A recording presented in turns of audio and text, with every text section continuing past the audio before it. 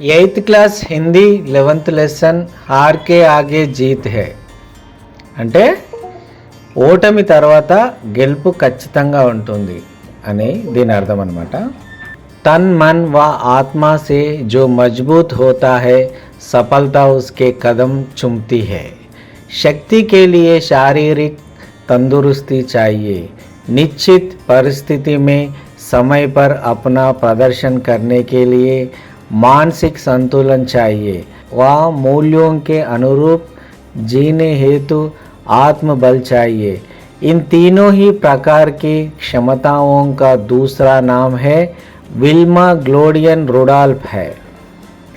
तन मन व आत्मा से जो मजबूत है, మనస్సుతో ఎవరైతే బలంగా ఉంటారో వాళ్ళకి సక్సెస్ ఎక్కువ ఉంటుంది అన్నమాట.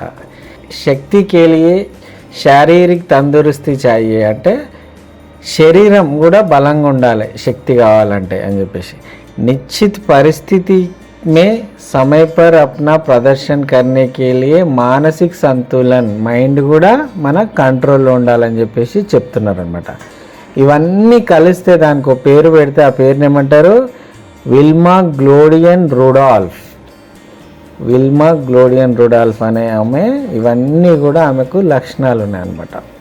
నెక్స్ట్, अमेरिका के टेनेसी प्रांत में एक रेलवे मजदूर के घर में 23 जून 1940 में विल्मा ने जन्म लिया, जिसकी मां घर घर जाकर झाड़ू पोछा लगाती थी. वह 9 वर्ष तक जमीन पर कभी पांव रख कर नहीं चल सकी, क्योंकि उसको 4 वर्ष की उम्र में पोलियो हो गया था. तब से वह बैसाखियों के सहारे चलती थी. डॉक्टरों ने जवाब दे दिया था कि वह कभी भी जमीन पर अपने कदम सीधे नहीं रख पाएगी. అమెరికాలో ఈ విల్మా గ్లోడియన్ రుడాల్ఫ్ జన్మించిందనమాట. ఇప్పుడు ఇది 23 జూన్ 1940లో.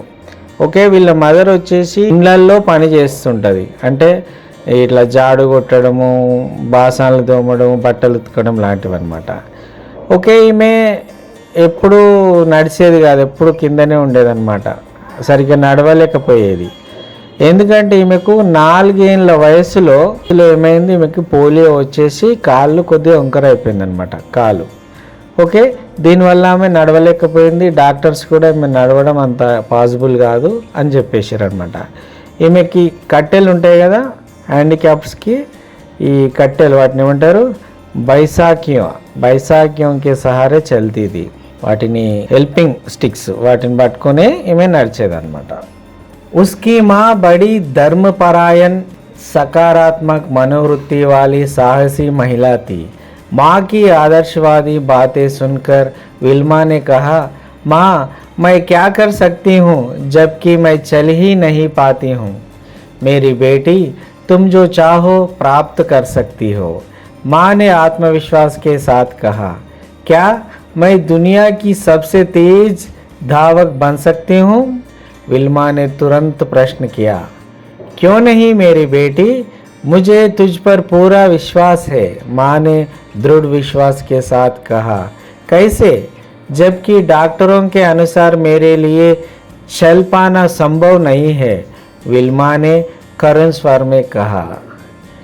ईश्वर में विश्वास, स्वयं पर भरोसा, मेहनत और लगन से तुम जो चाहो वह प्राप्त कर सकती हो. माँ ने यह कहते हुए उसे गोद में उठा लिया. విల్మా వాళ్ళ మదరు చాలా భక్తి సంబంధించిన అంటే భక్తి ఎక్కువ ఆమెకు. ఓకే, ఆమెను అడిగింది అనమాట విల్మా. ఏమని అడిగింది? మా మై క్యా కర్ సక్తి హూ జబ్కి మై చల్ హీ నహీ పాతి హూ. అమ్మా, నేను నడవలేను కదా, నేనేం చేయగలుగుతా అని చెప్పేసి ఆమె అడిగింది. అప్పుడు వాళ్ళ అమ్మ అన్నది, నువ్వు ఏం కావాల్సి ఉంటే అది చేయొచ్చు, కాకపోతే నీలో ఆత్మవిశ్వాసం ఉండాలి అని చెప్పేసి అన్నదన్నమాట.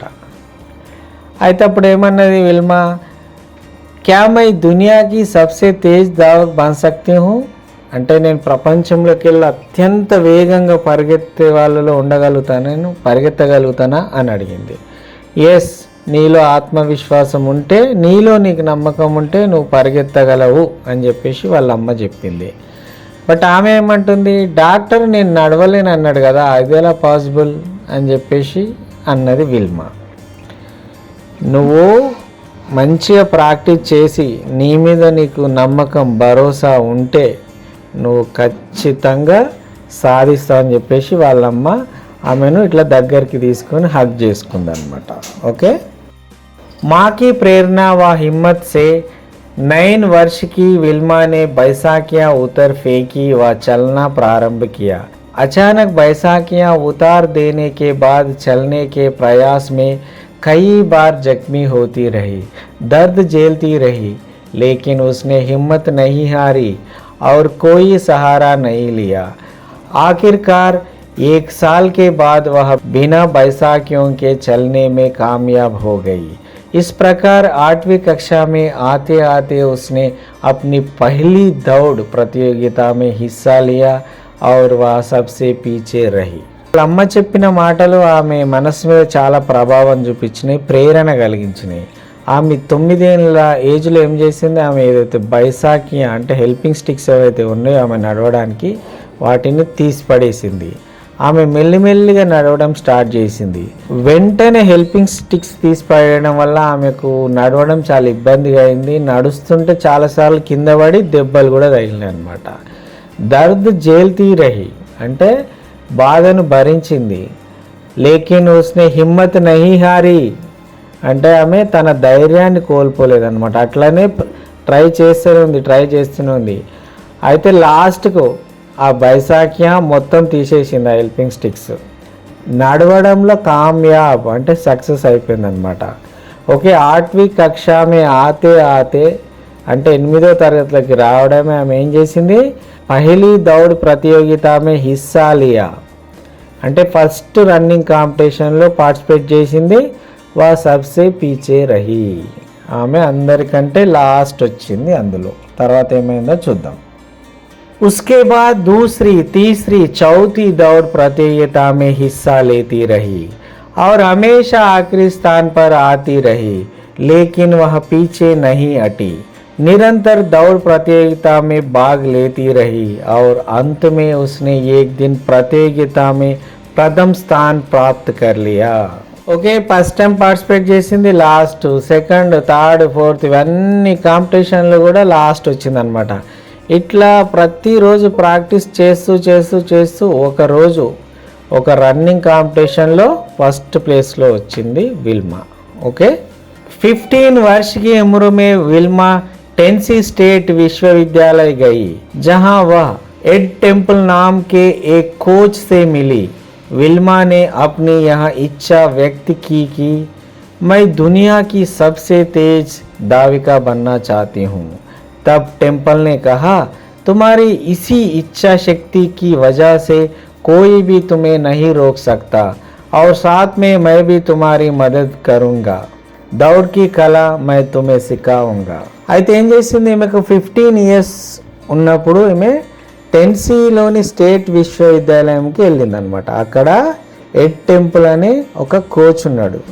అతనికి తనలో ఉన్న కోరిక చెప్పింది. ఏంటా కోరిక, ప్రపంచంలోకెల్లా ఫాస్టెస్ట్ అథ్లెటిక్ కావాలి నేను రన్నింగ్ రేస్లో అని చెప్పిందనమాట.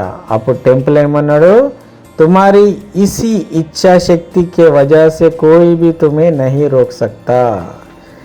నీకు చాలా బలమైన దృఢమైన కోరిక ఉంది ఒక అథ్లెట్ కావాలని, దీన్ని ఎవ్వరు ఆపలేరు. దీంతోపాటు నేను కూడా నీకు మంచి ట్రైనింగ్ ఇస్తా అని చెప్పేసి ఈ టెంపుల్ అనే అతను చెప్పిండు విల్మాకి. ఓకే. తర్వాత ఏమైందో చూద్దాం. ఆఖిర్ వह दिन आया जब विल्मा ओलंपिक में हिस्सा ले रही थी. ओलंपिक में दुनिया के सबसे तेज दौड़ने वालों से मुकाबला करना पड़ता है. विल्मा का मुकाबला जुत्ता हेन से था, जिसे कोई भी हरा नहीं पाया था. पहली दौड़ 100 मीटर की थी. इसमें विल्मा ने जुत्ता को हराकर अपना पहला स्वर्ण पदक जीता. दूसरी दौड़ 200 मीटर की थी. इसमें भी विल्मा ने जुत्ता को दूसरी बार हराया और उसने दूसरा स्वर्ण पदक जीता.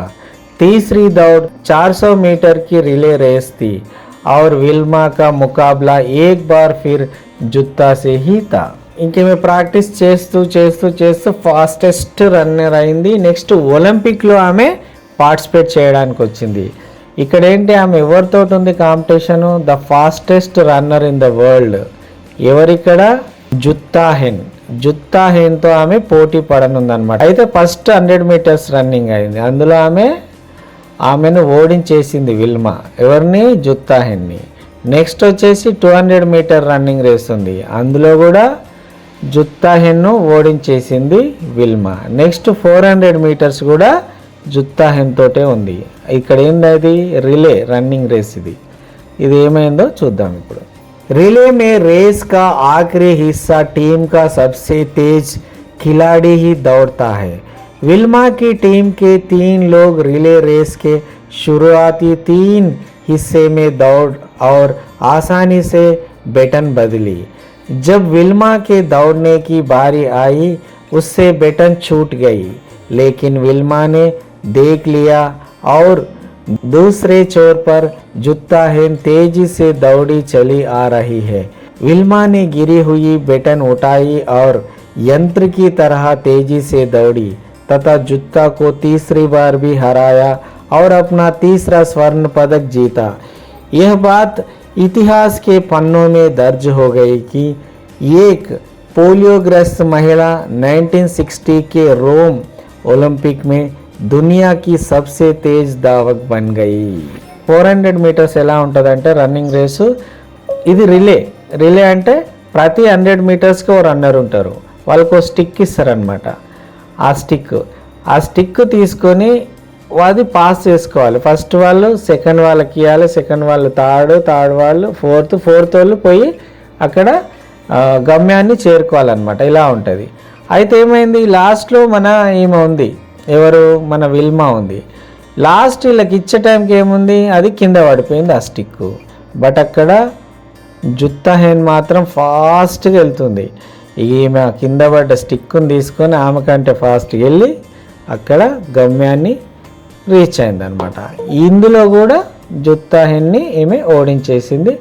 3rd ఒలింపిక్ గోల్డ్ మెడల్ని ఈమె సాధించింది అనమాట.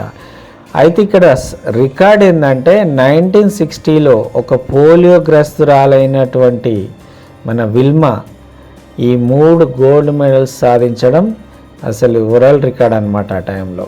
ఓకే, यह उसके कठोर परिश्रम का ही परिणाम था कि उसने 1960 के रोम ओलंपिक्स में 100 व 200 मीटर की दौड़ और 400 मीटर की रिले दौड़ में स्वर्ण पदक जीते और एक ही ओलंपिक में 3 स्वर्ण पदक जीतने वाली पहली अमेरिकी एथलीट बनी।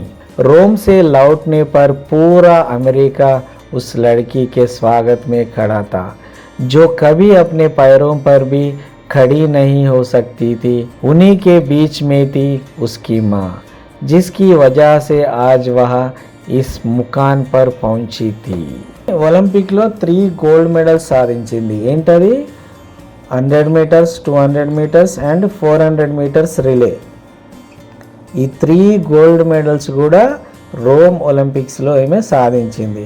అండ్ ఇంకో విషయం ఏంటంటే ఈ 3 గోల్డ్ మెడల్స్ సాధించిన one and only first American athlete అనమాట ఈమె. ఓకే, ఈమె రోమ్ నుంచి అమెరికాకి వచ్చినప్పుడు అమెరికా మొత్తం ఆమెకు స్వాగతం చెప్పడానికి వచ్చారు. ఎవరైతే తన కాళ్ళ మీద తను నిలబడలేదు అనుకున్నారో మొత్తం ఆమెను చూసి అమెరికానే గర్వంగా నిలబడ్డది. ఇక్కడ ఆ గుంపులో, ఆ క్రౌడ్లో వాళ్ళ అమ్మ కూడా ఉంది. వాళ్ళ అమ్మ వల్లనే ఇప్పుడు ఈమె ఆ పొజిషన్లో ఉందన్నమాట. ఓకే, దీన్ని బట్టి ఏమర్థమవుతుంది, మనం పేరెంట్స్ మాట వినాలి. వినడం వల్ల ఎప్పుడు సక్సెస్ సాధిస్తాం అనేది ఈ లెసన్ అనమాట. Okay, thank you.